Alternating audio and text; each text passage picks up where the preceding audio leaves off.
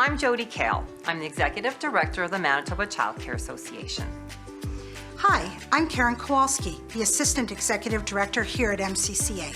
And I'm Jenna Paborsa, the Program Services Administrator for MCCA. Did you know that all three of us are also early childhood educators, and we all have experience working in early learning and childcare programs? I graduated from Red River Community College in 1992 as an ECE 3. I graduated from the Child Care Worker Training Program at the University of Winnipeg in 1987, and I'm an ECE 3. And I graduated from Red River College in 2007 as an ECE 2.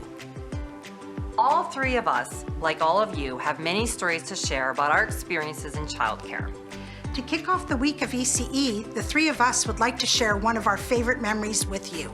The memory I'm going to share is called Never Underestimate the Brilliance of Children. I was working in an all 2-year-old program.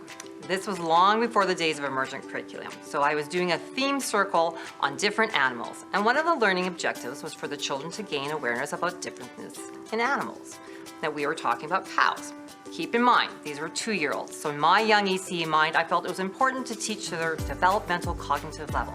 We looked at a brown cow, at the brown fur, and then we looked at a black and white cow, and I drew the children's attention to the spots on the black and white one.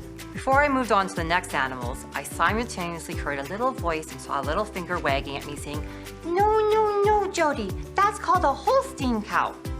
Why, yes, I stand corrected. That is a Holstein cow. Thank you for letting our group know that. This taught me as an educator I should never underestimate how incredibly intelligent young children are, and to always look for opportunities to expand their language and comprehension. I had a child that was having a difficult time separating from his mom in the morning. So we had this ritual that he would say goodbye to his mom and then come in my office and stamp envelopes with the center's return address. Let's just say he stamped a lot of envelopes. As you can imagine, we became quite close during our morning chats. When it was time for me to move on to a new position, he was devastated, and he asked if he could have my phone number so he could call me when he missed me. I, of course, gave it to him. Several months passed, and one Saturday morning, my phone rang, and on the other end was this tiny voice asking if I could come to his birthday party. The party was that day. My answer, of course, was yes, I could. This moment taught me just how much impact we have on the children we care for. When I worked in a preschool program, every time we got ready to go outside, I would say to Fred Penners, "You can do it if you try." Often, the children would sing along with me as I got ready to go. One winter day, one of the older girls was really struggling to get her boots and jacket on. I sat with her, talking her through it as she tried. One of the little boys walked over, put his hand on my shoulder, and said to me, "She can't do it because you're not singing the song, Jenna." This moment taught me the importance of the rituals we develop with the children we work with. We know firsthand that the work of ECEs do is tremendously important, and that early childhood educators and home-based providers are at the heart of a high-quality childcare system. We also know that the last 2 years have been a difficult time for everyone.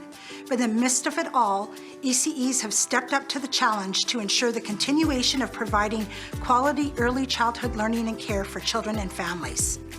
And we know how much love, compassion, and dedication you bring to your programs every single day, in spite of it all.